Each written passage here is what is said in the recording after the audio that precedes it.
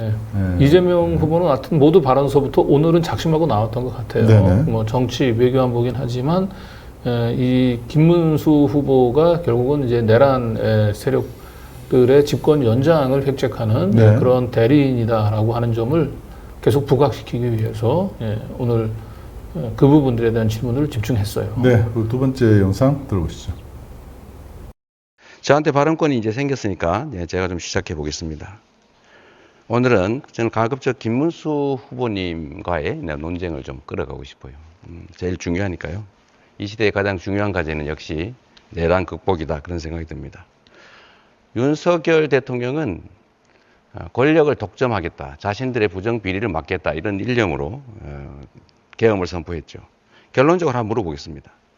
계엄 해제를 우리 국민의힘 의원들이 대부분 참여하지 않았어요. 계엄 해제했어야 된다고 보십니까? 하면 안 됐다고 보십니까? 계엄 해제를 빨리 해서 바로 해제가 됐지 않습니까? 아니, 제 말은 그런 결과를 묻는 게 아니라 본인이 그에 대해서 어떤 입장이냐. 계엄은 해제됐어야 된다. 해제하지 저는 않아도 계엄 된다. 자체를 아주 원칙적으로 반대하고요. 네, 알겠습니다. 제가 네. 계엄에 대해서는 뭐 누차 지금 72년도 유신 때도 계엄 때문에 피해를 받고 80년에도 50 때도 제가 계엄 때문에 삼천교육 대상자가 됐습니다. 계엄은 저는 절대 반대고 계엄 해제는 뭐 더 말할 것도 없이 있을 네. 수 없는 거죠. 제가 몇 바로 가지 더 해제해야죠. 물어보겠습니다. 네.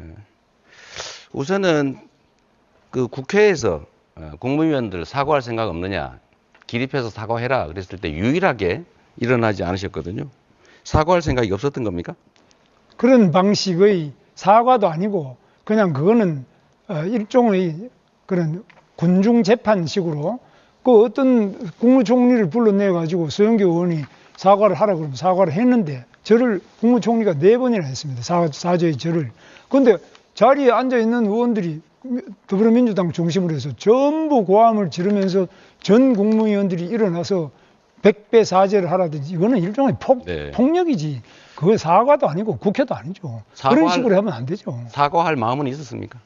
사과는 계엄 자체를 저는 반대한다. 아예 자체를 반대하고. 좋습니다. 그러면 잘못된 그 다음 거예요. 단계를 한번 물어보죠. 네. 윤석열 대통령에 대한 탄핵, 그리고 파면, 구속에 동의하십니까? 그 뭐 여러 가지 물으셨는데 윤석열 대통령이 지금 파면이 돼 가지고 헌법재판소에서 아예 그 직위 없어졌지 않습니까? 네. 그래서 다만 여기에 이제 탄핵의 과정의 절차상으로 몇 가지 문제가 있었습니다. 그 처음에는 이것이 과연 내란이냐 아니냐 하는 부분을 국회가 냈던 소추장 자체를 스스로 그 부분을 제외한 부분이 있고요. 그 다음에 그 외에도 절차상으로 구속장된 문제는 이런 게 있었는데 어떻든 간에 일단 파면이 됐습니다. 그렇기 때문에 우리가 오늘 선거를 하는 거고 제가 그걸 인정하기 때문에 이렇게 후보로 나온 겁니다. 탄핵하는 게 타당했다, 파면하는 게 타당했다, 이렇게 생각하신다는 겁니까? 지금 뭐 그렇지 않습니까? 헌법재판소에서 판결을 난 거니까. 자, 네, 그러면 이 질문 그럼 물어보겠어요. 네, 하나만. 이 질문까지만 듣도록 하겠습니다. 자, 이거를 마저 물어봐야 되는데, 내란 행위가 아니라고 계속 우기시더라고요. 저번에 우리 권의원 후보님 질문할 때. 이게 어떻게 내란이 아닐 수가 있냐. 전시사변, 그거 아니었잖아요. 절차 안 지켰잖아요. 국무회의도 하지 않았고, 제대로. 통지도 하지 않았고, 국회를 침탈했고, 국민기본권을 이유 없이 제한했잖아요. 이게 내란이 아니면 대체 어떤 게 내란입니까? 내란이 아니라고 말한 적이 없고요. 내란죄에 대한 재판은 지금 서울중앙지법에서 진행 중이니까 그 재판 결과에 따라서 판단을 해야 되지. 지금 우리 이재명 대표는 계엄을 하는 게 잘못이다 이렇게 말해야 되는데 무조건 처음부터 내란이라고 합니다. 그게 내란인지 아닌지는 형법에 의해서 판결이 나야지. 왜 계엄을 내란이라고 바로 대입을 해서 내란범이라고 그러고 우리 보고 내란 동조범이라고 그러고 그런 것은 정말 언어 폭력이죠. 있을 수 없죠. 계엄은 계엄이고 내란은 내란이고 다른 거죠. 그런데 그런 것을 막 섞어서 무조건 상대를 내란범이다. 또 우리는 내란하고 아무 상관도 없는 사람도 내란 공범이다. 동조자다. 이런 식으로 말하는 것은 정말 심각한 언어 폭력이라고 저는 생각합니다. 네, 여기서 잠시 사회. 네. 김문수 후보가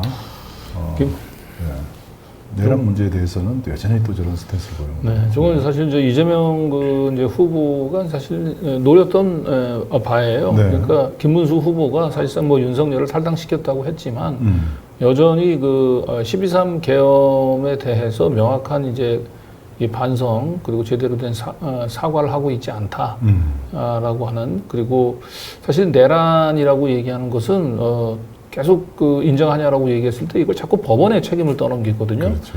물론 사법적인 판단도 있어야 되지만 정치적인 판단도 필요한 거예요. 맞습니다. 그러니까 정치인 12.3 계엄 당시 윤석열을 탄핵하냐 마냐라고 얘기했을 때는 사법적 판단 이전에 정치인이 그 현장에서 윤석열이 일으킨 그 끔찍한 그 사태를 보고 이건 직관적으로 이건 내란이라고 하는 판단을 해야 되는 거예요. 네. 이건 정치인을 떠나서 모든 국민들은 이미 상식적인 판단이 다, 국민적인 판단이 다 서 있는 겁니다. 이걸 내란이라고 인정하기 싫으니까, 또 내란이라고 인정 안 하면은 또 표를 잃으니까. 네. 이거 아직 저부 사법부에서 판단이 내려지지 아직 않지 않았냐. 이런 걸로 그렇게 얘기를 하면서 또 윤석열 지지자들 자극하지 않으려고 하고. 그렇죠.